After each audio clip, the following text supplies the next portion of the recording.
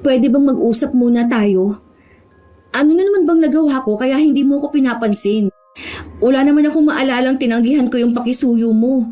Ano, may nasabi ba ako? Kasi ang alam ko lang, busy tayo nitong nakaraang linggo dahil nga ang daming customer dahil nakasale lahat ng tinda. Tapos bigla mo na lang akong hindi kinausap. Naiinis kasi ako sa'yo.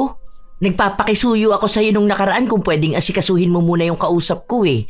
Dahil nga naiihina ako. Tapos ang dami niyang tanong sa'kin. Tapos hindi mo man lang ako pinansin. Palibasa, nagiging mayabang ka na dahil halos lahat ng gawain dito alam mo. Kaya mo rin maging cashier. Baka nakakalimutan mo na ako ang nagpasok sa'yo sa trabaho. Nung training mo, ako rin ang nagturo sa'yo. Lahat ng mga alam mo, lahat yan dahil sa akin. Tapos konting pasalamat man lang wala ako natatanggap mula sa'yo. Dapat nga nung bago ka, matatanggal ka na eh. At kung hindi dahil sa akin, baka wala ka ng trabaho. Tandaan mo ha, kung hindi dahil sa akin, wala ka sa posisyon mo ngayon.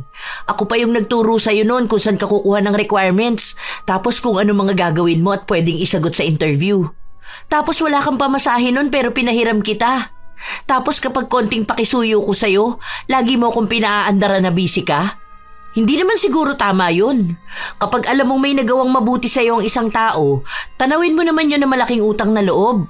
Matuto ka ring makiramdam kung kailan ka babawi. Hindi yung gusto mo pang isumbat ko sa'yo lahat bago ka matuto. Sadya talaga na may mga tao na mahilig manumbat. Binibilang ang itinutulong nila sa ibang tao. Ganon ang ugali ni Rihanna. Lahat ng gawa niya, kusa man o hiningi sa kanya, binibilang niya at bawat isa ay dapat palitan din ng tulong ng iba. Ito rin ang magiging dahilan para mapunta siya sa isang sitwasyon na makakamtan niya ang parusa ng itim na kapangyarihan. Magbibigay kaya ito ng magandang aral sa kanya o dadamahin ang kaparusahan habang buhay? Siti, pakikuha mo nga ako ng size 7 ng ganitong sandals. Ha? Ikaw na lang kaya? May ginagawa pa kasi ako eh. Isasalansan ko pa kasi itong mga bagong dating na bag. Ikaw na be. Tinulungan kita kanina magbuhat niyan, di ba? Dapat tulungan mo rin ako. Buti nga iisa lang request ko sa'yo eh. Kahapon nga nagpatulong ka sa akin hawakan yung hagdan. Tapos nung isang araw pa nagpakisuyo ka sa akin na magpasabay ng bill ng tubig. Hindi pa yun. Meron din nung last week nung tinulungan kitang kunin yung bag na i-display. Meron pa pala. Yung nagpatulong kang hawakan ko yung manikin dahil i-display mo yung damit. Marami yun ah. Ako naman ang tulungan mo. Hindi pa kasi ako tapos sa ginagawa ko. Para naman akong ibe, no? Kapag ikaw ang nakikisuyo sa akin, ang dali lang. Pero kapag babalikan mo na yung pakisuyo ko, parang bigat na bigat ka naman. Hindi ako makapasok sa bodega dahil may allergies ako. Kapag maalikabok, hinahatching ako. Ito, size 7 ha. Hindi na lang tumanggi si Siti. Sinunod niya ang kanyang kaibigan na hanapin ang sukat ng sapatos na kailangan ng customer. Matagal na silang magkaibigan. Nag-aaral pa lang sila ng elementarya ay magkakilala na sila hanggang sa naging magkatrabaho. Kaya kilalang kilala na ni Siti si Rihanna. Kaya minsan, kahit nabukal sa loob ni Rihanna ang pagtulong, hindi ito madalas na tinatanggap ni Siti dahil alam na niya ang mangyayari. Walang katapusang panunumbat. Kailangan kapag may itinulong ito sa kanya, babalikan niya rin ng tulong. Maliit man ito o malaki. Sinadyang tulong o hindi. Basta lahat, kwentado ni Rihanna. Isang gabi, pagka-uwi ni Siti sa kanilang bahay, naabutan niya ang kanyang asawa na mukhang katatapos lang patulugin ang 2 taong gulang nilang anak. Oh, bakit naman nakasimangot ka dyan? Hindi, napagod lang ako. Tapos naiinis pa ako. Bakit? May customer ka na naman ba nakaaway? Makalat na naman ba ang store? Hindi. Si Rihanna kasi panay ang utos sa akin. Kanina pa uwi na lang kami. Tapos naiwan niya yung susi ng bahay niya sa pantry. Ako ba naman yung pinabalik sa loob para kunin? Oh, siya naman pala may kailangan. Bakit kasi ikaw pang bumalik sa loob? Kukunin niya yon kapag hindi mo kinuha. Hinayaan mo na lang sana. Wala naman siya magagawa kapag umuwi ka na kaagad eh. Para namang hindi mo yun kilala. Baka kapag nainis yun sa akin, isusumbat na naman niya na siya ang tumulong sa akin para lang magkaroon ako ng trabaho. Ewan ko ba, ganun na ang ugali niya noon. Dati parang napagbibigyan ko pa siya eh. Pero iba na kasi ngayon. Parang konting kibot niya lang isusumbat niya na sa akin. Tapos kapag hindi ko naman siya tinulungan, magagalit na siya. Tapos mula no elementary kami, uungkatin niya. Parang may listahan siya ng utang na loob ko sa kanya. Na dapat yun, bayaran ko isa-isa. Huwag mo kasing sundin. Kung isusumbat niya sa'yo, hayaan mo siya. Huwag mo kausapin. Paano naman yung friendship namin? Tagal na namin magkaibigan. Talagang yung friendship niyo pa ang naisip mo? Kung totoong kaibigan ang tingin niya sa'yo, hindi niya bibilangin ang naitulong niya sa'yo. Kaya nga tuwing Pasko, hindi ko nilalapit sa kanya si Jiro eh. Baka mamaya yung ibibigay niyang pera o regalo sa anak natin, isumbat niya kapag laki ng bata. Sabi ko naman kasi sa'yo, huwag ka na muna magtrabaho. Samahan mo na lang ang anak natin dito. Para dalawa kayo ni mamang nagbabantay sa kanya. Saan naman aabuti ng sahod mo? Ni hindi nga natin sigurado kung hanggang kailan yung trabaho mo. Hindi ka naman namamasukan sa isang kumpanya. Nakikisama ka lang naman kina Kuya Robert kapag may pakyawan sila. Minsan walang gawa, kaya wala ka ring trabaho. Ayoko naman na ganun lang tayo palagi. Saka sa panahon ngayon, kahit maliit pa ang anak natin, hindi pwedeng iisa lang ang pinagkukunan ng pera. Pamahal ang bilihin. Humanap ka na lang ng ibang trabaho. Baka meron pa naman dyan sa palengke. O kaya, balik ka dun sa production. Ang layo naman kung babalik ako sa production. Kung dyan lang ako sa ataw magtatrabaho. Pwede kong lakarin papasok at pauwi. Ilang minuto lang ang aabutin. Malaki rin ang tipid. Siguro hanggat kaya kong pakisamahan si Rihanna, baka yun na lang ang gawin ko. Ewan ko, bahala na. Naguguluhan na rin si Siti sa nangyayari. Kaibigan naman ang tingin niya kay Rihanna. Minsan lang talaga ay napupuno siya kapag sobra na ang panunumbat sa kanya nito. Sino nga ba namang tao ang matutuwa kung lahat na lang ng naitutulong ay kailangan palaging ipamukha sa'yo? Ilang linggo pa ang nakalipas, palaging sinusubok ang pasensya ni Siti. Hanggang sa umabot na sa puntong tila ba napuno na siya at nakapagsalita. Kung kaya mo naman sana, pwedeng ikaw na lang muna ang gumawa. Ang dami ko rin kasing ginagawa ngayon, lalo na may mga bagong dating. Kailangan ko pa yung lagyan ng presyo bago ma-display eh. Alam mo naman na kapag ngayon ibinaba ang items, kailangan ngayon din tapos na ako. Hindi lang naman to ang ginagawa ko. Minsan may ina-assist ako mga customer. Baka lang naman pwede na kapag kaya mo, ikaw na. Grabe naman yung ugali mo. Para makikisuyo lang sa'yo eh. Para namang hindi ka nakikinabang sa akin. Kung hindi rin naman dahil sa akin, hindi ka makakapasok dito. Pinakiusapan ko na nga lang yung manager na ikaw na lang ang kunin nila dahil ka ako masipag at mabait ka. Tapos alam ko rin kung anong problema nyo sa buhay nyo. Tapos ito lang ang igaganti mo sa akin? Kapag ako na ang hihingi ng tulong, ayaw mo na? Hindi naman sa ganun.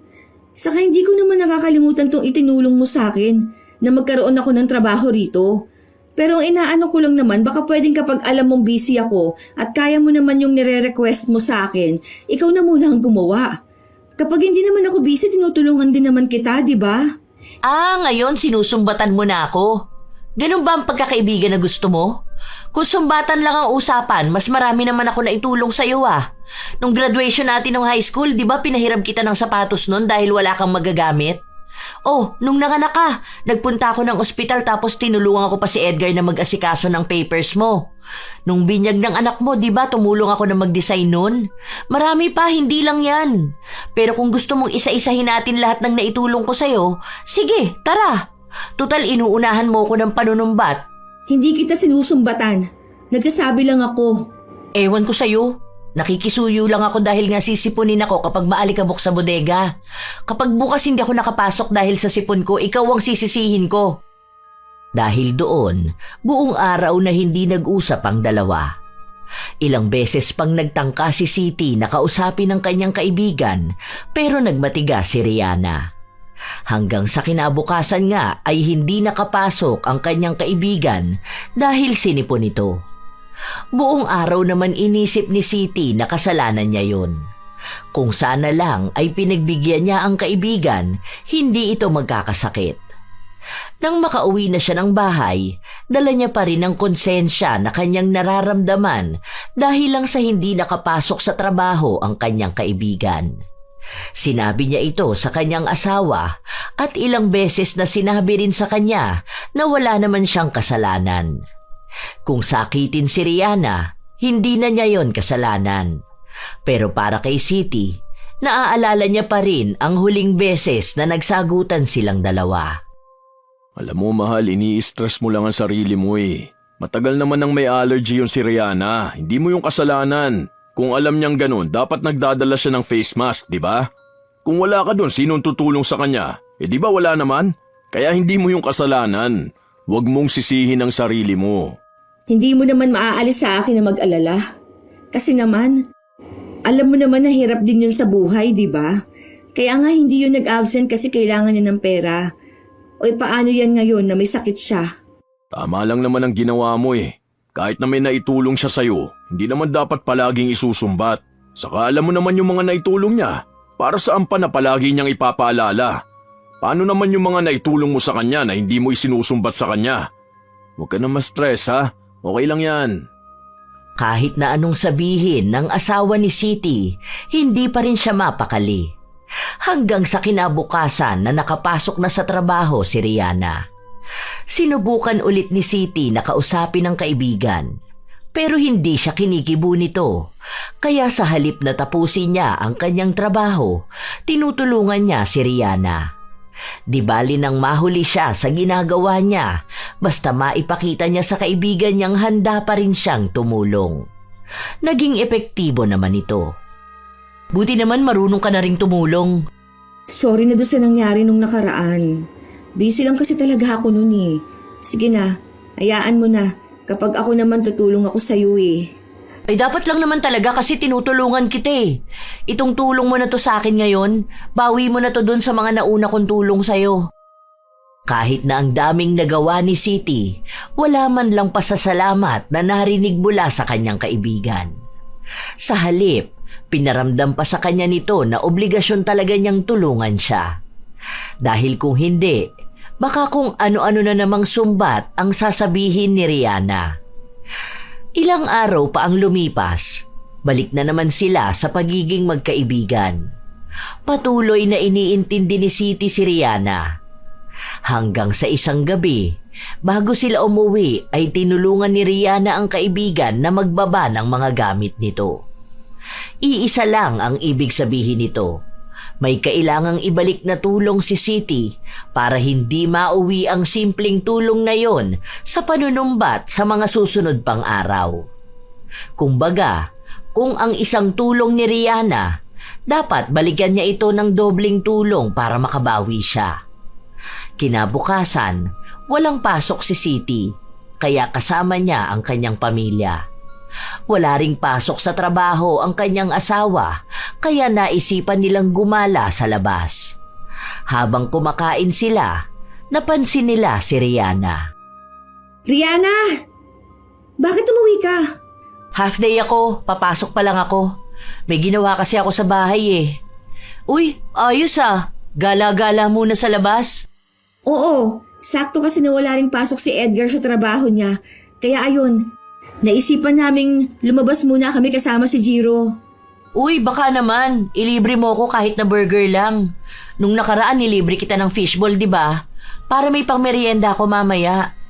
Baka naman. Oh, sige. O, sa'yo na to, may kasama na rin yung fries. Walang drinks kasi nainom ko na. Sige, okay na to. Pwede na rin to pagtiyagaan. Sige aalis na ako. Sinundan lang nila ng tingin si Rihanna habang naglalakad dito palayo. Si Edgar naman, bakasang inis sa kanyang mukha. Tila ba hindi siya masaya sa ginawa ng kanyang asawa? Bakit ganyan ang mukha mo? Bakit ganito? Binigay mo dun sa kaibigan mo yung pagkain mo. Paano yan? Mag-order ka na naman. Alam mo na nga na ang daming tao. Anong oras pa madadala yung order mo? Ano ka ba? Okay lang yun. Meron naman akong spaghetti. Saka hindi naman mauubos ni Jiro tong burger. Hati na lang kami. Huwag ka na diyang sumimangot, gagala pa tayo. Nilibre ka niya ng fishball tapos kapalit nun burger at fries. Ni wala man lang thank you.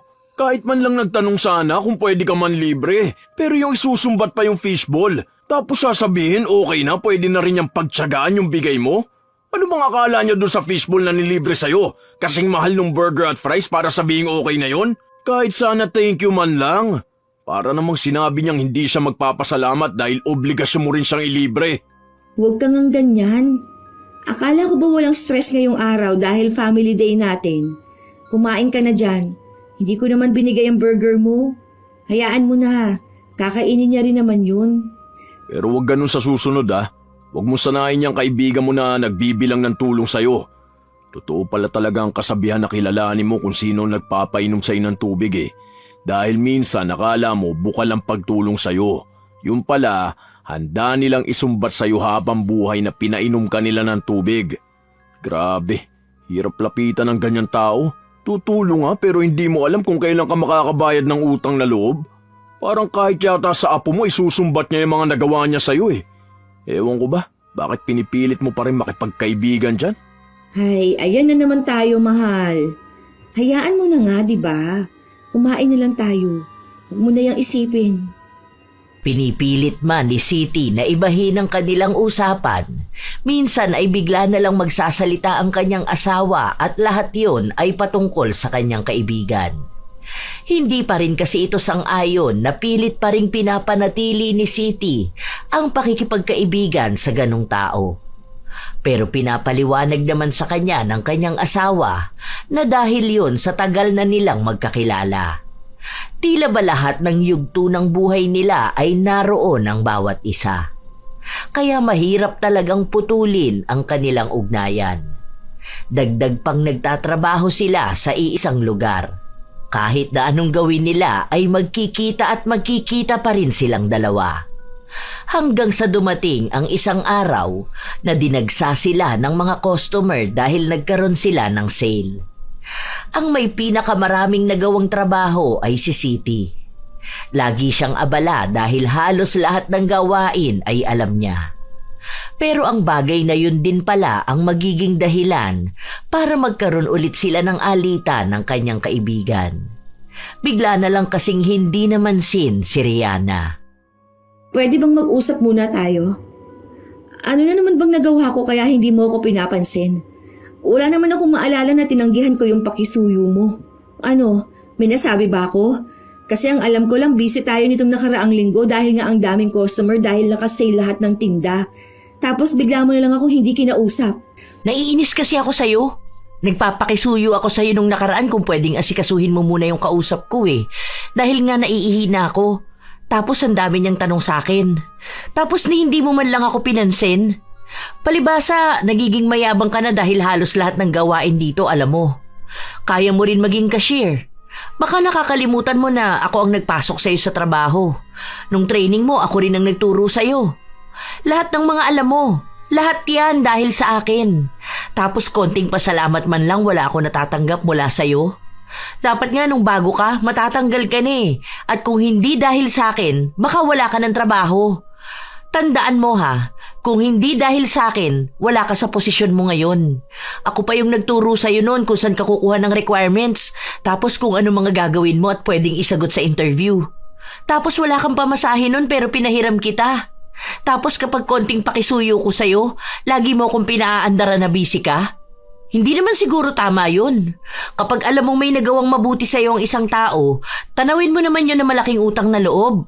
Matuto ka ring makiramdam kung kailan ka babawi. Hindi yung gusto mo pang isumbat ko sa'yo lahat bago ka matuto.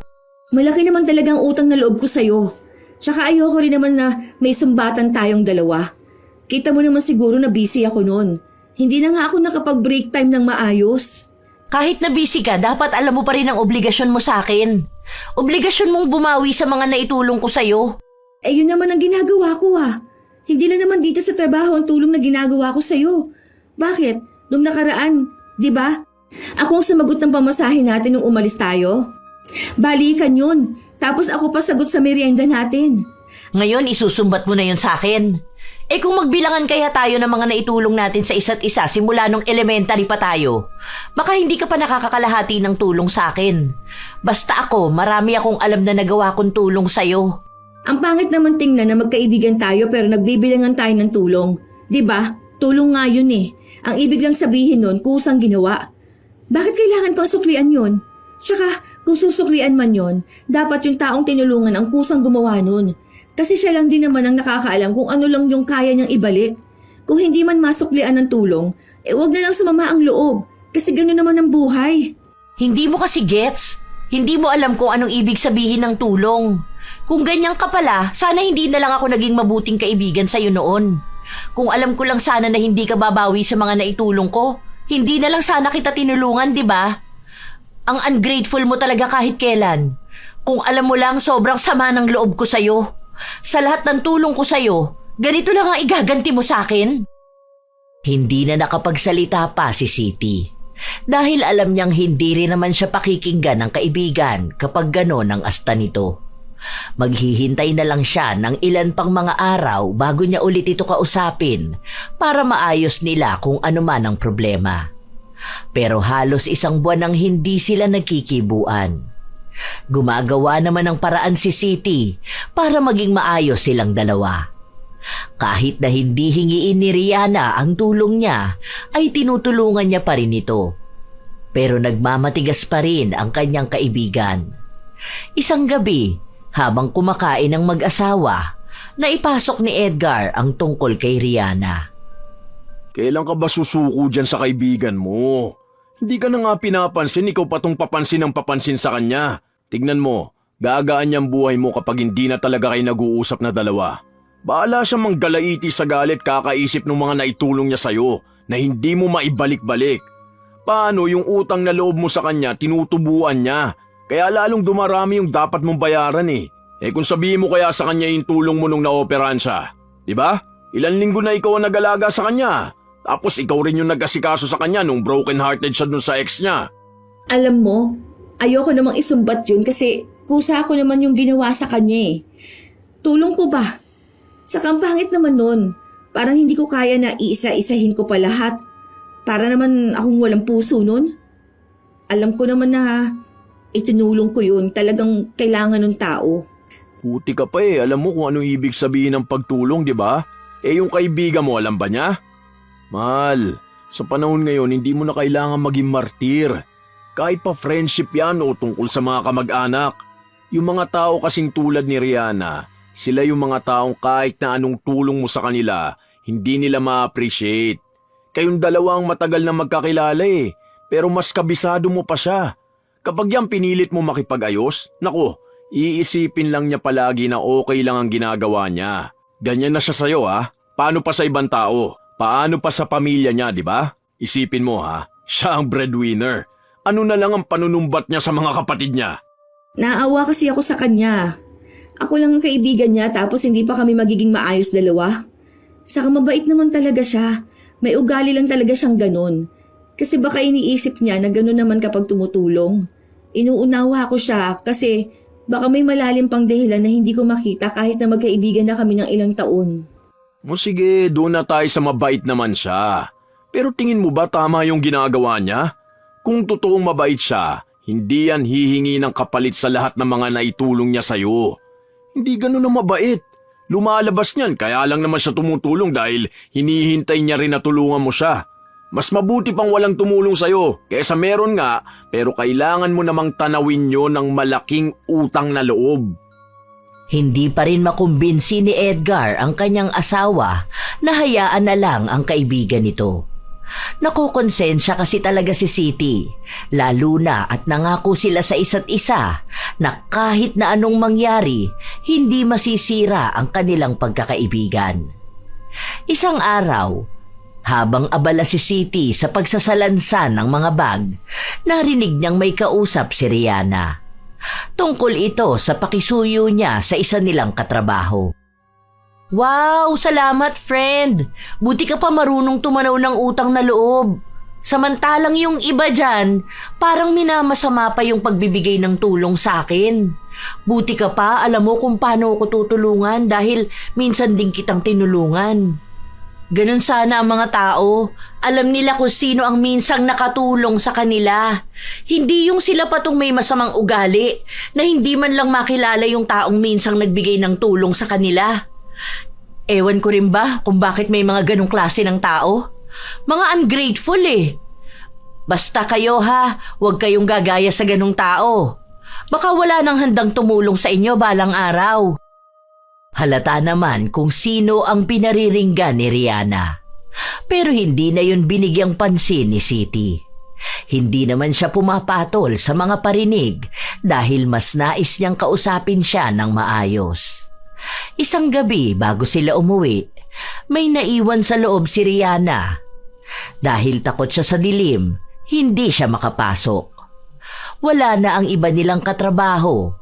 Ang naiwan na lang ay ang gwardya na hindi naman pwedeng iwan ang pwesto. Yun ang nakitang pagkakataon ni Siti para magkaayos na sila ng kaibigan niya. At naging epektibo naman ito dahil kinabukasan lang ay kinausap na ulit siya ni Rihanna. Basta wag na kasi tayo mag-aaway ha.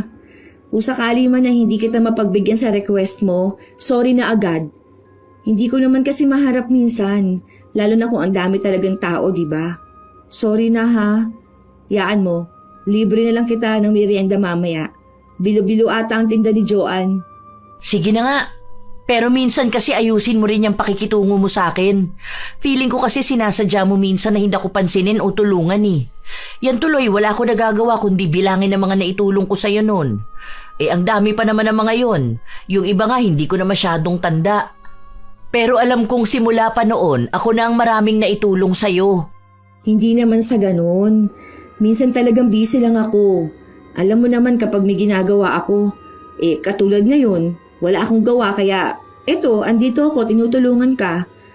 Huwag nating sisirain ang friendship natin ha. Naging maayos silang dalawa dahil mas pinili ni Siti na unawain ang kanyang kaibigan. Nagpatuloy ang ilan pang mga linggo na palaging inuuna ni Siti ang kanyang kaibigan kaya naaapektuhan na rin ang kanyang dapat na gawain. Dahil doon, ilang beses siyang napagalitan ng kanilang amo. Sinabihan pa siyang baka tanggalin siya sa trabaho kung wala siyang ibang ginawa kundi ang maging tamad. Kahit na ang totoo ay hindi naman siya tamad, sadyang ibang trabaho ang ginagawa niya para lang hindi magalit ang kanyang kaibigan. Isang beses pa, may kausap na customer si Siti. Nagtatanong ito ng tungkol sa bag. At kung ano-ano pang may kinalaman din sa kanyang trabaho nang biglang lumapit sa kanya si Rihanna. Be, sige na, ikaw na lang muna doon. Naghahanap siya ng size 8 na black shoes. Ang sakit ng ulo ko eh, mauuna na sana ako mag-break. Parang kumikirot-kirot kasi. Tutulog din muna ako saglit. Ikaw na doon ha. Wait lang, may pinapaano pa sa akin si ma'am. Pero sige, pagkatapos ko rito puntahan ko doon. O kaya sabihan mo siyang lapit na lang siya rito kapag may itatanong siya. Ang akala ni Siti ay mabilis lang din ang pinapagawa sa kanya ng customer na pumipili ng bag. Pero napatagal ito lalo pat nagpapaabot ito ng bag na nakasabit. Hindi naman niya pwedeng iwan basta dahil mukhang marami rin itong bibilhin. Hanggang sa nawala na sa isip niya ang bilin sa kanya ni Rihanna. At nung bumalik si Rihanna, andoon pa rin pala ang bumibili ng sapatos at galit na galit ito sa kanya dahil halos isang oras na siyang naghihintay para doon sa sukat ng sapatos na akala ng customer ay kinuha niya sa bodega. Kung ano-anong masasakit na salita ang sinabi ng customer pero hindi pa rin ito umaalis dahil kailangan niyang bumili ng sapatos. Walang nagawa si Rihanna kundi ang pumasok muli sa bodega. Yun na naman ang naging simula ng awayan ng magkaibigan. Nung uwian na, naghintay si Siti sa labas para makausap ang kaibigan niya. Hoy, teka lang. Huwag ka naman mabilis maglakad. Usap muna tayo. Sorry na, hindi ko lang talaga naalala. Nag-assist din kasi ako ng customer eh. Ang dami nung bag na ibinaba namin. Sinamahan ko pa siya hanggang sa cashier. Talaga ba? O sinadya mo para may magalit sa akin? Nakisuyo na nga lang ako sa'yo, talagang kinalimutan mo pa, no? Sinadya mo yon para lang may magalit sa akin. Nakalimutan ko talaga. Eh bakit ko naman yung sasadyain? Eh ayoko rin naman yung ginawa ng customer na sigawan ka. Sorry na talaga. Promise, hindi ko talaga alam na gano'n ang mangyayari. Masakit ang ulo ko kanina, kaya nga sabi ko mauuna na ako mag-break time. Baka kamo sumama ang loob mo sa sinabi ko. Eh sa tunay naman na masama ang pakiramdam ko kanina. Kapag ako talagang may problema, wala kang pakialam eh. Pero nung ikaw ang may problema, sino bang naging takbuhan mo? Ako naman, di ba? Nung dati hindi pa kayo mag-asawa niya ni Edgar, di ba kapag nag-aaway kayo, sa akin ka humihingi ng tulong? Ang dami kong ginawang tulong sa'yo. Tapos para sa ganyan lang, hindi mo pa ako magawang tulungan. Hindi na pala ako pwedeng magkaroon ng sakit dahil iba na pala ang dating nun sa'yo. Eh noon nga, may lagnat ka, ako pa ang bumili ng gamot mo. Di ba wala kang pera nun, kaya ako na lang muna ang gumastos? Tapos lahat pala ng tulong ko sa'yo, wala lang? Ganito lang ang igaganti mo sa akin? Pero totoo naman ang sinabi ko. Hindi ko rin naman kasi alam na nagsabi ka pala doon sa customer na kukuha ka ng sapatos sa bodega. Eh ang sabi mo lang kasi pumipili pa siya ng sapatos. Saka may iba naman doon na pwede mong pakisuyuan. Andoon naman si Lourdes, di ba? Ang sabihin mo, tamad ka kapag ako na ang tutulungan mo. Ang simple lang nun eh, kukuha ka ng sapatos sa bodega tapos ibigay mo. Oh, tapos, saka ka bumalik doon sa customer na kumakausap sa'yo. Simpleng bagay lang sana yun eh, kaso ayaw mong gawin kasi nga, ako ang nanghihingi ng tulong. Na parang hindi mo alam kung anong mga naitulong ko sa'yo noon. Nung wala ka nga, ako naglinis ng pwesto na inaayos mo. Oh, hindi mo yun alam. Kasi wala ka nga nun. Hindi ko na dapat sasabihin sa'yo eh. Ewan ko ba kung bakit ganyan ka? Sa sobrang walang utang na loob mo, hindi mo nakikita ang mga ginagawa ko at mga sakripisyo ko. Ang hirap magkaroon ng kaibigan na tulad mo. Buti pa nga yung iba kapag natutulungan ko sila, ang bilis nilang bumawi. Ikaw, ang dami na nga nung nagawa ko, wala pa rin para sa'yo. Ni hindi ko alam kung may naitulong ka ba sa akin. Kasi ang alam ko talaga, ako lang lahat. Oo, alam ko naman na marami kang nagawa sa akin. Ayoko naman na umabot na naman tayo sa sumbatan. Kasi ako, hindi ko ugaling bilangin kung anong mga naitulong ko sa isang tao. Basta alam ko kapag tinulungan ko siya, yun na yun. Wala na akong pakialam kung tutulungan niya rin ba ako o hindi. Kahit na maging magkaaway kami nung tao na yun, hindi ko isusumbat yung ginawa ko. Kasi una sa lahat, ginawa ko nga yun eh. Ibig sabihin okay lang sa akin. Hindi na para bilangin ko pa at pagdating ng araw isisingilin ko siya. Umisip ka pa talaga ng paraan kung paano maipaglalaban yung pagiging walang utang na loob mo? Kahit naman ata sinong tao maisusumbat ang ginawa nila. Kung ang kaharap nila yung taong tinulungan nila pero mukhang baliwala lang lahat ng ginawa nila. Hindi naman baliwala yung mga tulong mo sa akin noon. Kasi hanggang ngayon naman sobrang nagpapasalamat pa rin ako sa'yo. Sadya lang sigurong hindi lahat kailangan sabihin mo o ipaalala mo sa isang tao kung paano mo siya tinulungan. Kasi ako, kahit na hindi mo sabihin sa akin, alam ko kung anong itinulong mo. Tanda ko yun. Pero sana ikaw rin tanda mo kung anong itinulong ko sa'yo. Na hindi lahat kailangan pang ipaalala sa'yo na para bang yun na rin ang kabayaran mo ng mga nagawa mo. Sana naman sa susunod, kung tingin mo hindi makakabawi ng utang na loob ang isang tao, huwag mo na lang tulungan para hindi nagkakaroon ng problema. Hindi lang sa'yo, kundi pati na rin sa taong tinutulungan mo. Kasi aakalain ng tao na bukal sa loob mong pagtulong, tapos bigla na lang siyang magugulat na isang araw naniningil ka na ng sobra. Hindi na napigilan ni Siti na ilabas ang kanyang hinaing. Marami pa siyang nais na sabihin pero pinigilan niya ang kanyang sarili kahit na sobrang bigat na ng kanyang dibdib. Hindi kasi pwede na basta na lang siya sasabog. Alam niya ang ugali ng kaibigan. Lahat ng mga sinabi niya ngayon, hindi nito makakalimutan. Magkaayos man sila, darating pa rin ang araw na babalikan yon ni Rihanna. Halos 1 buwan ulit ang nakalipas, hindi na talaga sila nagkikibuan na dalawa. Sumuko na rin si Siti sa paulit-ulit niyang panunuyo kay Rihanna. Iniisip niya na kung hindi talaga ito madadala sa maayos na usapan, baka tama nga ang kanyang asawa.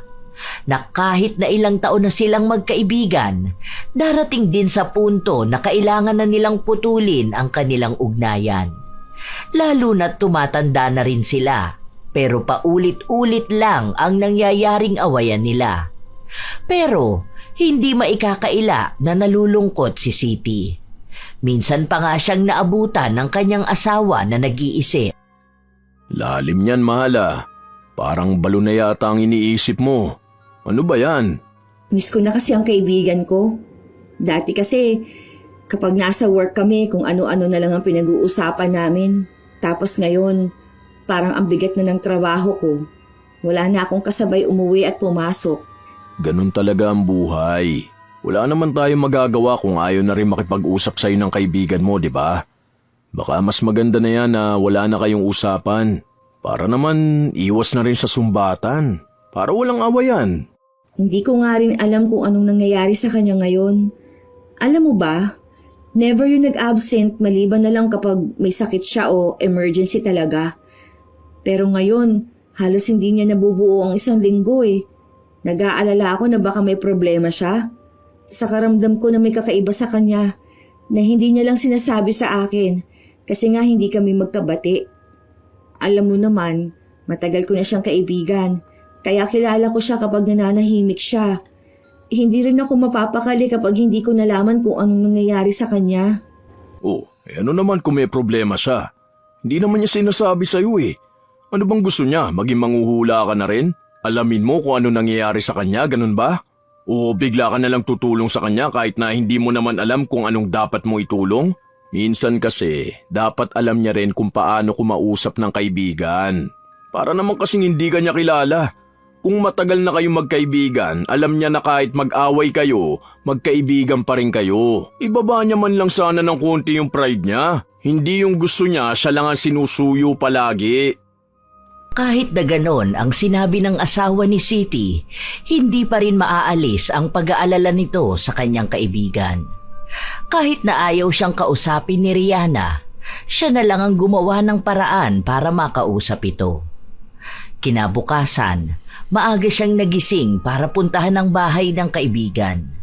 Gusto niya itong ayain na sabay na lang silang pumasok sa trabaho. Pero naabutan niyang hindi pa rin nakaayos si Rihanna. Mukhang may problema sa kanilang bahay. Ano nangyari? Kailangan ba ng tulong? Bakit hindi ka nagsasabi sa akin? Pwede mo naman akong i-chat o tawagan? Para saan pa? Akala ko ba wala na lang tayong pansinan? Di ba magkaaway tayong dalawa? Ano ka ba naman? Magkaibigan pa rin naman tayo eh. Ano bang problema rito sa inyo? Ha? Kaya ba hindi ka masyadong nakakapasok ng trabaho? Sino ba may sakit? Ako? Hindi mo ba pansin, ha? Kita mo na nga na may nakabalot sa braso ko eh. Ibig sabihin lang nito may iniinda ako. Hindi naman ako ganito kung okay lang ako. Ano ba nangyari sa'yo? Nagpunta ka na ba sa doktor? Anong sabi nila? Paano mo raw yan mapapagaling? Naku, bakit kaya yan, no? Nagpunta na ako nung nakaraan. Ang sabi lang sa akin, huwag ko masyadong galawin yung siko ko. Kapag kasi nagagalaw, sobrang sakit eh. Kaya dapat straight lang ang buong braso ko. Kapag naman tinanggal ko tong nakasupport sa akin, magagalaw ko talaga siko ko. Kaya ayun, hindi na naman ako magkanda-ugaga sa sobrang sakit. Ano ba kasi nangyari sa'yo? Bakit naman dalawa pa? Ang hirap kumilos niyan. Baka naman matanggal ka sa trabaho. Paano na yan? Alam mo naman na hindi ka pwedeng matenga, di ba? Aba malay ko rin. Basta nagising na lang ako na sobrang sakit na eh. Hindi naman ako nahulog. Hindi rin naman to nadaganan. Wala rin naman ako makitang mali dun sa x-ray ko. Basta ganun na lang ang nararamdaman ko kapag ginagalaw ko. Sobrang hirap talaga nito. Yung wala ako nararamdaman, nahihirapan na ako sa buhay eh. Paano pa kaya kung ganito? Pero wala eh. Kailangan ko pa rin humanap ng paraan para mabuhay. Tatanggalin na nga raw ako sa trabaho pero ano namang magagawa ko kung hindi nga ako makakilos ng maayos. Sarili ko nga hindi ko maasikaso. Walang ibang nararamdaman si Siti kundi awa sa kanyang kaibigan. Noong nalaman niyang aalisin na ito sa trabaho, sinubukan niyang pakiusapan ng kanilang amo. at sinabi ang kalagayan ni Rihanna. Pero hindi pa rin siya napagbigyan. Sinabi na ilang beses na raw kinausap si Rihanna at palagi niyang sinasabi na hindi na ulit siya liliban sa trabaho, pero nauulit lang ng nauulit. Habang nasa trabaho si Siti, wala siyang ibang inaalala kundi ang kanyang kaibigan. Naiisip niya pa lang na nawala na ito ng trabaho ay naaawa na siya. Alam niyang hindi man sabihin sa kanya ni Rihanna ang problema na iniisip niya, ramdam naman ito ni Siti. Wala naman kasing ibang maaasahan ang pamilya ng kanyang kaibigan. Kaya ngayon na may sakit si Rihanna at nawalan pa ng trabaho, alam niyang damay-damay ang buong pamilya nito. Para muling magkaroon ng trabaho si Rihanna, nag-isip ng paraan si Siti. Kinausap niya ang ilan niyang mga kakilala na baka pwede nilang kunin si Rihanna. Sige na ate, masipag naman yun sa totoo lang. Pero sa ngayon kasi may sakit siya. Pero kung hindi naman masyadong magalaw ang siko niya, ayos lang yun. Tsaka may support naman eh. Hindi lang talaga pwedeng i-bend yung siko niya. Kahit siguro magpagawa ka na lang sa kanya ng ibang trabaho, okay na yun siguro. Kahit na hindi malaking sahod. Pero yung makatarungan naman para makabuhay ng pamilya. Sige na. Yung kapatid nun nag-aaral pa eh. Wala rin siyang asawa o boyfriend. Tapos sobrang tatanda naman na ng magulang niya. Oo, akong bahala, promise, mabait naman yun. Saka maaasahan niyo talaga siya. Kailangan niya lang talaga ng trabaho sa ngayon. Kapag may problema naman kayo sa kanya, pwede naman na ako na mismo ang kausapin niyo para ako na lang din ang magsasabi sa kanya. Natuwa naman si Siti matapos niyang mapapayag ang kanyang pinsan na papasukin sa tindahan si Rihanna. Dahil doon, agad na umuwi si Siti para lang ibalita sa kanyang kaibigan ang bago nitong trabaho.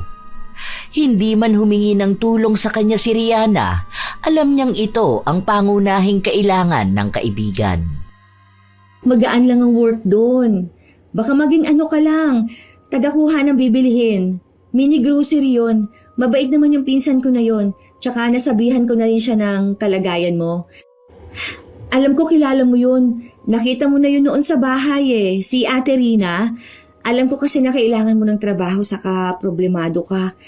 Ayoko naman na lalo kang ma-stress kasi may sakit ka na nga. Baka kung ano pang mangyari sa'yo. Sana naman gumaling ka na, no? Buti naman hinanapan mo ako ng trabaho. Naalala mo siguro na ako ang dahilan kaya nagkaroon ka ng trabaho. Kaya ngayon bumabawi ka na rin sa akin. Ganyan dapat ang tamang gawain. Kung alam mong naipasok kita sa trabaho, ikaw naman ang gumawa ng paraan para ako naman ang magkaroon ng trabaho. Kasi ako nga ang nagpasok sa'yo. Tapos ako naman yung biglang nawalan ng trabaho, di ba? Siyempre naman. Ano ba naman ang magkaibigan tayo? Alam ko rin naman kung anong pangangailangan mo.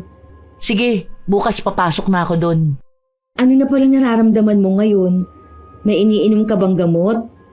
O anong sabi ng doktor sa'yo? Kailan daw pwedeng alisin yung support na yan? Wala naman sinabi sa akin kung kailan ko pwedeng alisin. Basta ang sabi lang kung maaari, huwag ko nga raw masyadong gagalawin. Ewan ko ba rito? Hindi naman ako umiinom ng gamot eh. Dahil hindi naman nakakatulong sa akin. Ang mahal kaya ng gamot tapos wala naman kaming pera. Yung mga magulang ko, yung gamot nila ang inuuna ko. Sana naman gumaling ka na para makapasok ka na ulit sa mas magandang trabaho. Pinakiusapan ko nga si boss, pero ang sabi sa akin pwede ka naman daw sanang bumalik. Pero kung maayos ka na, hindi ka naman daw makakapagtrabaho na maayos kung ganyan ka. Hindi lang daw ikaw ang mahihirapan, pati yung mga katrabaho mo. Ganyan din ako noon nung pinakiusapan ko si boss na ipasok ka. Mabuti naman natuto ka ng magbalik ng mga ginagawa ko sa iyong tulong. Baka naman ngayon pwedeng ako naman ang pautangin mo. Ako naman ang tulungan mo. Kasi dati nung nanganak ka, ako naman ang tumulong sa'yo at nagpautang sa'yo eh. Baka naman pwedeng ako naman ngayon ang tulungan mo. Oo, sige. Pautangin kita. Huwag ka mag-alala. May extra pa naman ako eh. Mukhang kahit na bukal sa loob ni Siti ang kanyang pagtulong sa kaibigan, si Rihanna ay nagbabawas naman ng naitulong niya sa kaibigan. Hanggang sa lumipas ang ilan pang mga linggo, hindi pa rin matukoy ang tunay na dahilan kung bakit bigla na lang nagkaroon ng kakaibang sakit si Rihanna. Hanggang sa mukhang lumalala pa ito dahil minsan kahit hindi niya ginagalaw ang siko, kusa itong sumasakit at wala na siyang ibang magawa kundi ang umiyak na lang. Natanggal ulit siya sa trabaho kaya naghanap ng bagong mapapasukan ng kanyang kaibigan. Pero katulad sa mga nauna ay natatanggal din siya. Mga mababait na ang amo na yon pero sadyang hindi nagiging maayos ang pagtatrabaho ni Rihanna at natatakot din ang mga yon na makatanggap ng reklamo dahil pinagtatrabaho nila ang taong dapat ay namamahinga sa bahay. Problemado na naman si Siti kung paano niya tutulungan ang kaibigan. Oh mahal, gising ka pa?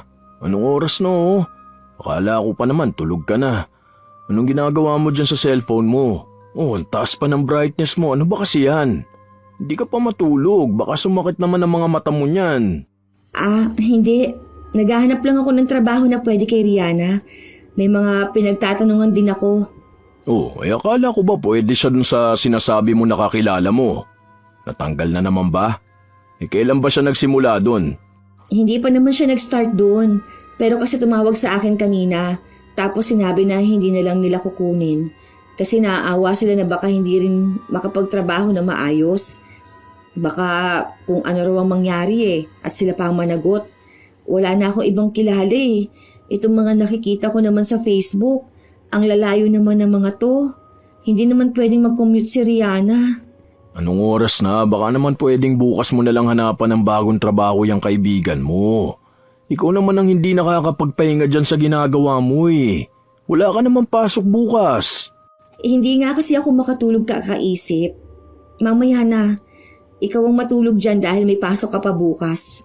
Baka ikaw pa ang magkasakit dahil dyan sa ginagawa mo Kung wala siyang mahanap na trabaho, baka kailangan muna niyang gumaling. Ngayon ang dami mo nang ginagawa para sa kanya. Siguro naman hindi na yung magre-reklamo sa'yo na wala ka na itutulong sa kanya, no? Kapag nagkaroon na ng sumbatan, mas marami nang isusumbat mo sa kanya. Hindi lang perang naitulong mo ilang beses mo na rin siyang ipinasok sa trabaho.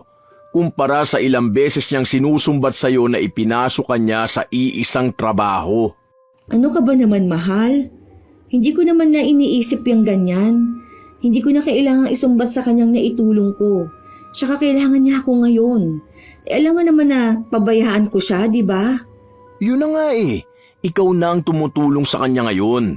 Di hamak na mas malaki na ang utang na loob niya sa'yo. Hindi niya pwedeng sabihin na pambayad mo yan sa mga ginawa niya sa'yo Baka kaya siya nagkakaganyan dahil wala na siyang ibang ginawa kundi ang manumbat. Ngayon, mas kakailanganin niya palang tulong ng iba, di ba?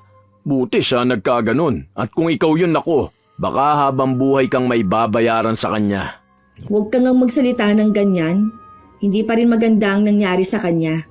Kung alam mo lang kung anong sitwasyon ng buhay niya, kaya nga awang-awa ako sa kanya O na, sige na. Basta matulog ka na Bukas na yan.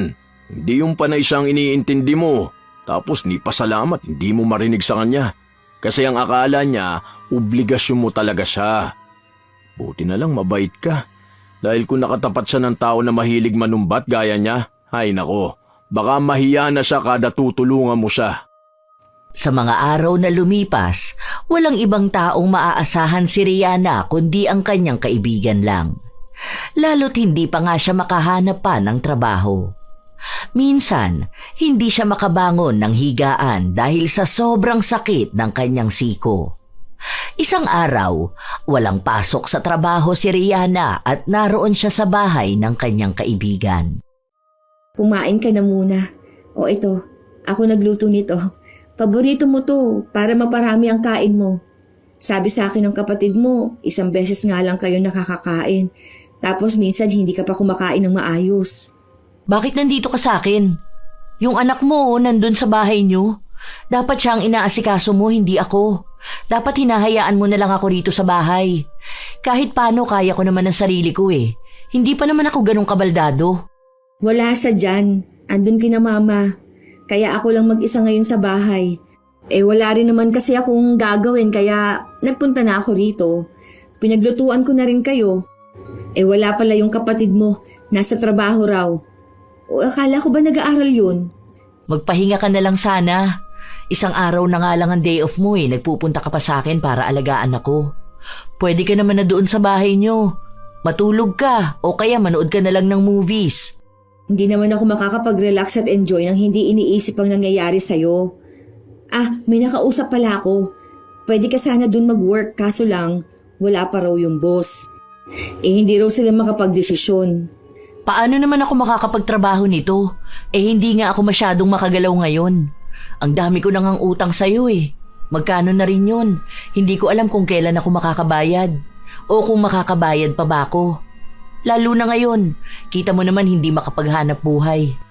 Ano ka ba? Hindi naman kita sinisingil, di ba? Ibig lang sabihin, okay lang sa akin kahit na saka mo na ako babayaran. Hindi naman ganun kalaki ang utang mo. Ang naipapautang ko lang naman kasi sa'yo kung ano lang yung kaya ko. Alam mo na, hirap talaga ng buhay ngayon.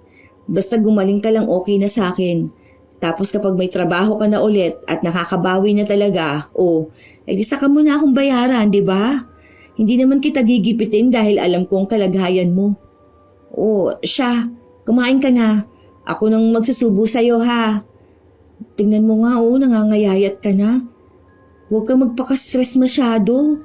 Baka mahirapan kang pang gumaling yan. Naging mabuti pa rin si Siti sa kanyang kaibigan sa kabila ng mga hindi nila pagkakaunawaan itong mga nakaraan. Wala na rin namang magagawa si Rihanna dahil kahit ilang beses niyang pagsabihan ng kaibigan na pabayaan na lang siya, hindi ito ginagawa ni Siti. Minsan, kapag umuwi ng maaga si Siti, una pa niyang pinupuntahan ang bahay ng kanyang kaibigan para masigurado na maayos ang kalagayan nito.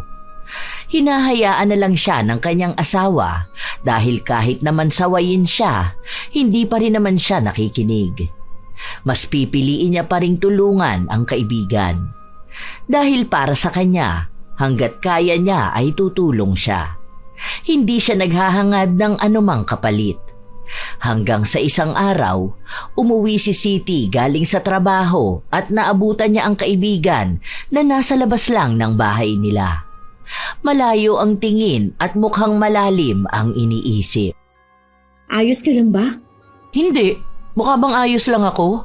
Kita mo nga na nakasimangot ako May ayos ba na ganito ang itsura? Bakit nasa labas ka ngayon?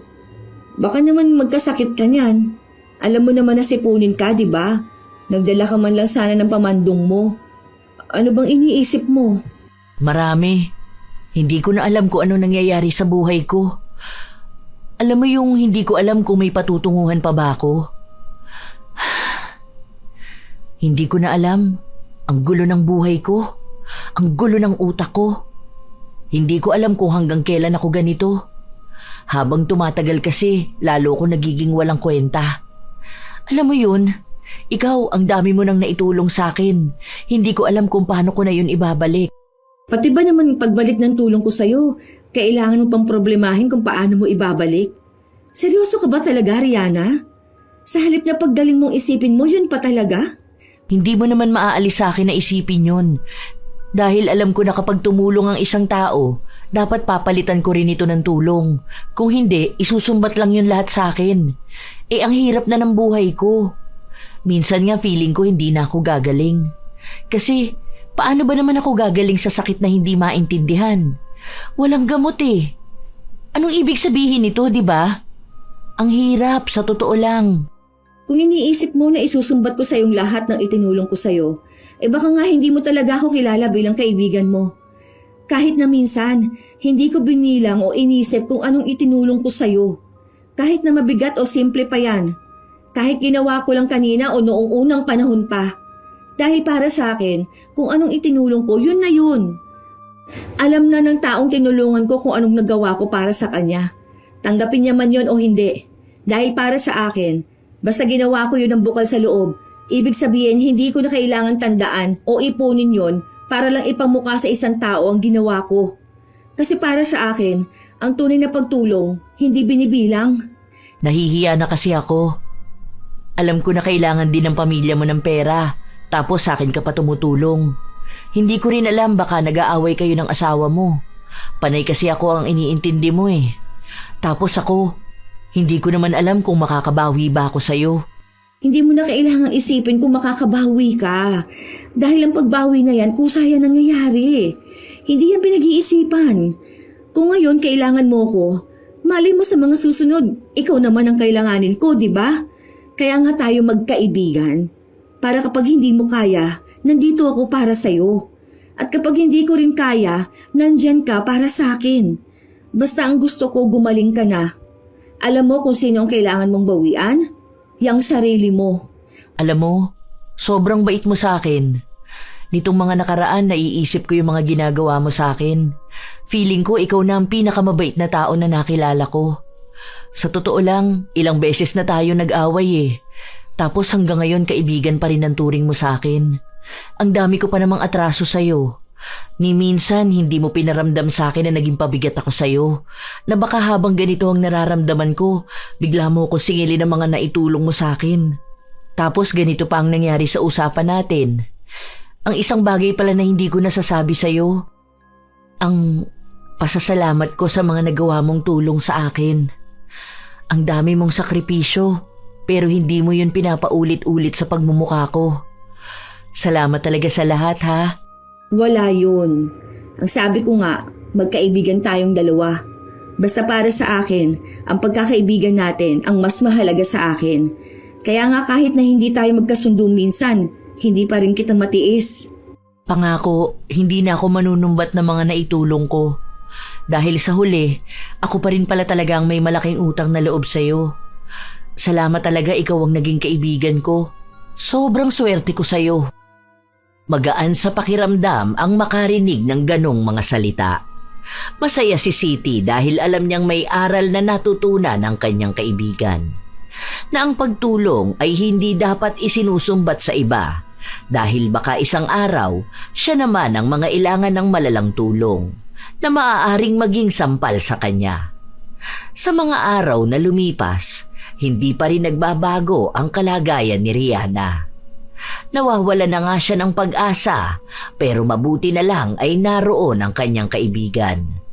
Palaging pinapalakas ang kanyang loob at sinasabi na darating ang araw na gagaling din siya at makakabawi sa kanyang pamilya. Ang kapatid na muna ni Rihanna ang nagtatrabaho para sa kanila.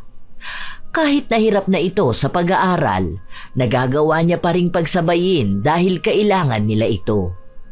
Hanggang sa isang araw, nakapag-usap ang mag-asawa. Nakakatuwa nga na ilang beses na nagpapasalamat sa akin si Rihanna. Totoo ba? Yung kaibigan mo na pinagli sa kwentahan ng naitulong magpapasalamat sa'yo? Wow! O baka kasi bayad ka na dun sa utang na loob mo sa kanya. Ilang interest ba binayaran mo dun? Mahal, hindi naman ako nakikipagbiruan sa'yo. Isa pa, totoo talaga ang sinasabi ko sa'yo. Alam na rin niyang hindi niya dapat isinusumbat sa ibang tao ano man ang itinulong niya. Yun naman pala eh. May natutunan naman pala yung kaibigan mo. Siguro nakita niya na wala namang ibang tao na handang tumulong sa kanya kundi ikaw lang. Buti naman natuto rin siya kahit na papano. Akala ko pa naman palagi na siyang manunumbat. Sa bagay, wala naman na siyang isusumbat sa'yo eh. Kasi wala naman na siyang naitutulong eh. Teka, baka naman kapag gumaling yan tapos konting tulong lang sa'yo bigla na naman manumbat ha? Kaya medyo duda talaga ako sa pagbabago na sinasabi niya eh. Sigurado ka na ba dyan? Oo nga, naniniwala na ako sa kanya. Alam ko na totoo na yun. Saka nga, nangako siya na hindi na niya uulitin yung ganung ugali. May realization siyang mali talaga ang maging mapanumbat na tao. Na hindi niya pwedeng kontrolin ng isang tao dahil lang sa natulungan niya ito ng minsan. Pero, naawa talaga ako sa kanya. Hindi ko alam kung anong gagawin para lang gumaling siya eh. Gusto ko na siyang maging maayos. Kasi alam kong hirap na siya eh. Hindi lang sa gastusin sa bahay nila, kundi pati na rin yung nararamdaman niya. Hindi siya makatulog, hindi siya makakilos.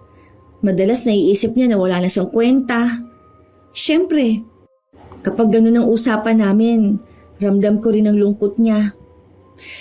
Ay, ano kayang pwedeng gawin ko, no? Mahal, may aaminin sana ako sa'yo eh. Pero huwag ka magagalit sa akin ha. Depende. Ano bang sasabihin mo? Basta huwag ka magagalit ha. Ano nga yun? Ano kasi mahal? May ginawa kasi ako kay Rihanna. Paano ba to? Alam mo ba yung kulam? Ano? Huwag mo sabihin pinakulam mo siya. Mahal naman. Ano ba naman yung naisip mong gawin? Bakit mo yung ginawa? Wala naman kasi akong choice eh. Paano? Naiinis na ako sa kanya. Alam ko naman yung mga pinagsasabi niya sa'yo. Minsan kapag uutang siya, nababasa ko yung chat niya. Magsasabi siya na siya naman ang tulungan mo ngayon kasi nga 'di ba nung walang-wala tayo pinapautang ka niya. Para sa akin, ang pangit naman na mabasang parang lahat na lang dapat isingit niya yung naitulong niya. Sa inis ko, ayun, may nakita akong mangkukulam. Tapos pinakulam ko siya. Ano ka ba naman, mahal? Hindi ka na naawa doon sa tao? Alam mo na nga na siya na lang ang inaasahan ng pamilya nila tapos ganyan pang ginawa mo? Alam mo bang ang laki ng epekto nito sa kanya? Tapos ikaw, alam mo naman na masama ang magpakulam. Para ka na rin sumamba niyan sa kadiliman ah. Uy, paano yan ngayon? Paano kung ipapaalbularyo natin siya? Tapos paano kung sa'yo na mapunta yon? Ay, hindi ka naman nag-iisip bago gumawa ka ng desisyon? Oo, sabi ko huwag kang magagalit eh. Paano kasing hindi ako magagalit sa'yo? Yung ginawa mo nga hindi tama. Hindi lang si Rihanna ang apektado nun, pati na rin ikaw. Ang sabi naman sa akin ng mangkukulam, pwede ko naman daw talaga yung ipabawi kung sakali man. Saka hindi ako maapektuhan ng pinagawa ko. Hindi ka man lang ba nakonsensya sa ginawa mo? Nakonsensya naman ako. Pero kasi alam mo yun, hindi ko rin naman gustong palagi kanyang ginaganon. Bilang asawa mo, masakit din yun sa akin oh. Tapos sa sobrang bait mo, hindi mo siya ginagantihan. Edi ako na lang ang gumanti para sa'yo. Pero promise, ipapatanggal ko yung kulam na yun. Basta huwag mo na lang sasabihin kay Rihanna. Saka huwag kang magagalit sa akin. May inis na nararamdaman si Siti sa ginawa ng kanyang asawa. Lalo pat kahit na kailan ay hindi siya sang-ayon sa paglapit sa mangkukulam kung may nais silang parusahan na tao.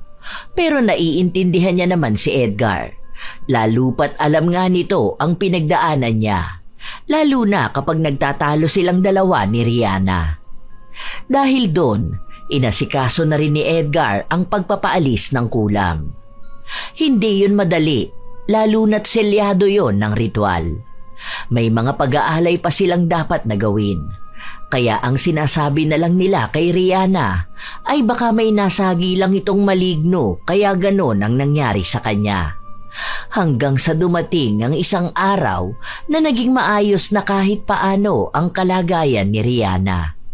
Hindi pa man ganon kagaling pero hindi naman nakasing lala noong una. Ano? Kumusta ka naman na? Medyo kumikirot pa rin naman pero kaya na siya kahit na walang support. Siguro mga next week pwede na ako magtrabaho ulit, no? Nakausap ko na si boss. Ang sabi niya pwede pa rin naman daw basta nga maipakita mong maayos ka na talaga.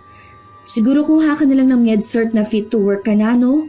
O kaya x-ray na nagpapakitang walang problema sa'yo. Ganun lang, para makabalik ka na. Tapos iwas na lang siguro sa pagbubuhat ng mabibigat. Kung sakali man na may bubuhatin ka, edi hingi ka na lang ng tulong sa akin o kung kanino man dun. Hihingi na naman ako ng tulong sa'yo. Nakakahiya naman. Ang dami mo na kayang tulong sa akin. Ano ka ba? Wala naman yun, no?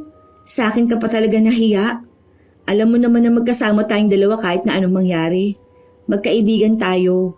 Ano bang ginagawa ng magkaibigan? Malamang nagtutulungan, di ba? Kung hindi mo kaya, nandito ako. At kung hindi ko kaya, alam kong nariyan ka para sa akin. Naging maganda ang bagong simula para kay Rihanna. Naging magaan ang lahat kapag hindi niya na kailangang isipin kung anong isusumbat niya sa isang tao. Nalaman niya na marami palang tao sa paligid niya ang kusang tumutulong at ramdam niyang hindi niya kailangang suklian ang tulong na yon.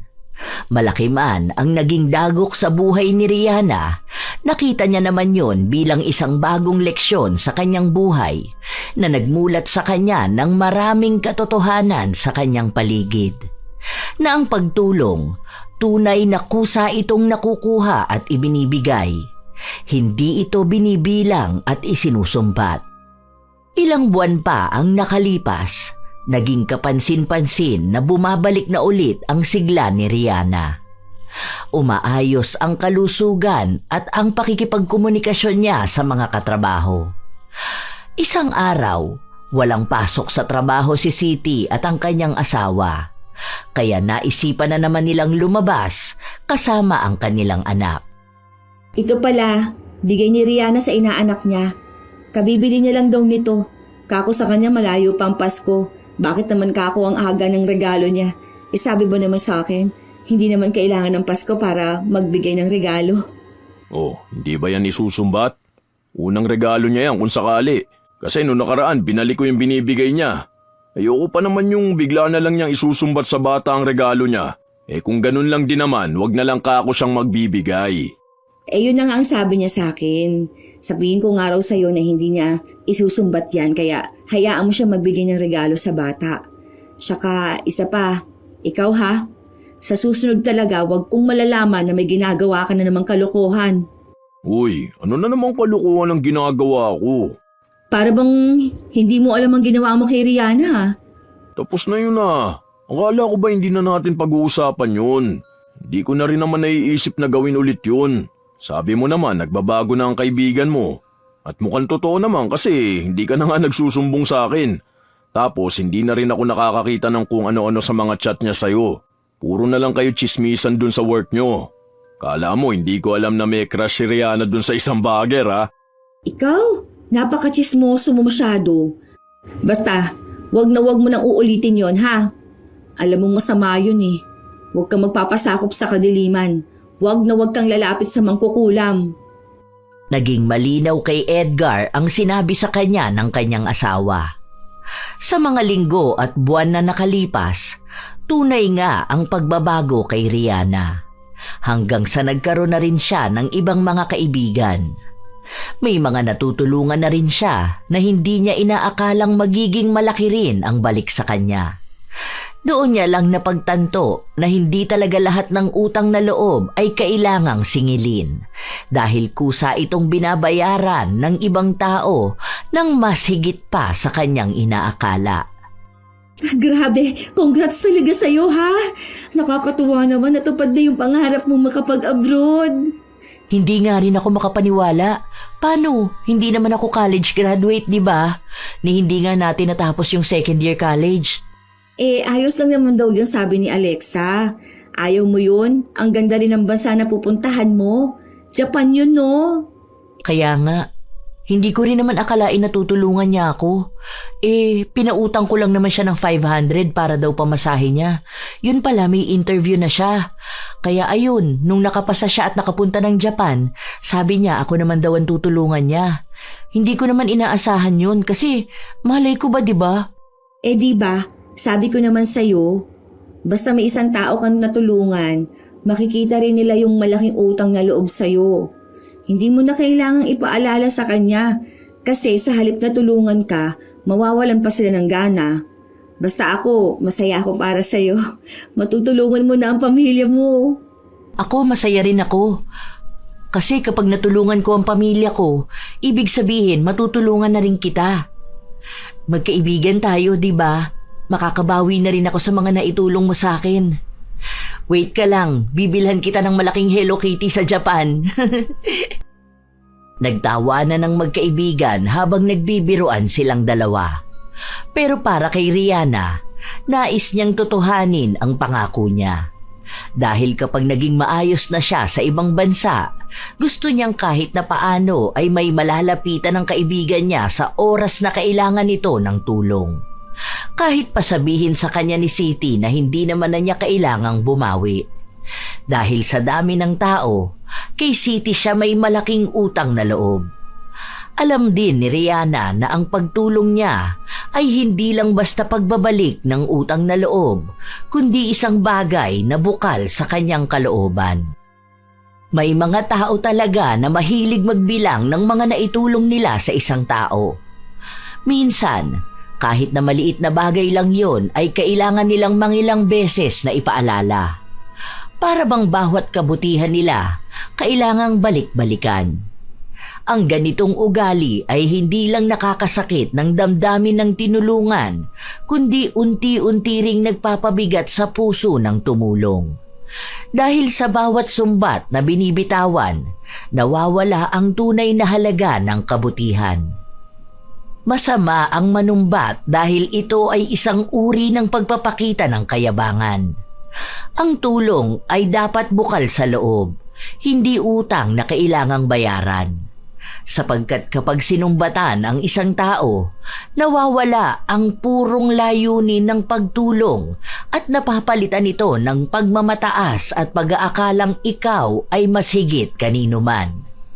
Ang ganitong ugali ay nag-iiwan din ng lamat sa isang tao dahil sa oras na malaman nilang mapanumbat ka, wala nang lalapit sa'yo. Huwag iparamdam na isang malaking obligasyon ang pagbabalik ng tulong. Kaya tunay na mas magaan ang tumulong ng tahimik dahil doon mo makikita kung sino ang marunong magmalasakit nang walang hinihintay na kapalit. Minsan, sapat na ang pasasalamat na hindi na kailangan pang hangarin na magkaroon ng utang na loob dahil lang sa simpleng pagtulong. Hindi kailangang ipaalala sa iba ang kabutihang ginawa dahil kung totoo itong kabutihan, kusa itong tatatak sa puso ng taong tinulungan. Tandaan na tumulong ka dahil gusto mong magpagaan ng buhay ng iba, hindi dahil gusto mong ipamukha ang kabutihan mo. Dahil sa dulo, hindi binibilang ng langit kung ilan ang tinulungan mo, kundi kung gaano kabuti ang puso mo habang ginagawa ito. Alam ko na marami sa inyo, mga apo, ang may kakilalang tao na mapanumbat. Mapakaibigan man ito o kapamilya. Pero tandaan natin na kailanman ay hindi maganda ang ganitong pag-uugali dahil kung isusumbat lang din ang ginawa, mas mainam na wag na lamang tumulong. Kaya kung kayo ay may ganitong karanasan o anumang komento tungkol sa ating bagong kwento, ibahagi nyo naman yan at naway may aral kayong napulot. Shout out sa ilan sa mga masusugid na tagapakinig ng mga istorya ni Lola Telang. Ella J, Diana Ordonio, Newly Din Alipda, Girly Satur at sa Siling Department ng Cosmo Malvar, Batangas, Mary Jenny Rilrea Batiduan, Jane, Lynn Mesa, Emma Doctor, Michael Lohica at sa Team Panadero ng Mercy Bakery ng Nagcarlan, Laguna, May Talurong, Finn Pogi, Sally Columbres, Binibining Reggae, Susie, Telma Flores. Shout out din sa inyo, Albino Amarado, Joy Costales, Charmaine Ebon, Jerry Lynn Byron, Jaja Barakiel, Rudina Cordero, Hiramini, Maria Teresa Cajes, Kim Bara, Erlinda Wuest, Gracie Rivera, Assorted Love Hurts KSA, Pichi, Lodivico Villanueva at sa Ledmerac ng Twin Pioneer Street, Lenny Villegas. Maraming salamat sa pakikinig nyo, Leonora Concesino, Ann Ganda, Christine Joy Montero, Ann Pundano, Rhea Anasio, Tutsi Roll, Landelina Sandoval, Annabella Romarate, Jovelyn Medrano, Bernadette Abayon at Nene Marilu Palyada, Robelin Sabilino, Abigail Sabusak, Consolacion Alvarez, Annalisa Chico Diga, Cristalen Navarro, Mika Salvador, Julie Tapang, Raymond Nahera, Jonalyn Itang, Glyza Abit, Sherlyn Huntilia, Grace Hementera, Roselyn San Antonio, Joseph Bron, Corazon Ortega, Board Yarn, Rita Miano, Celerina.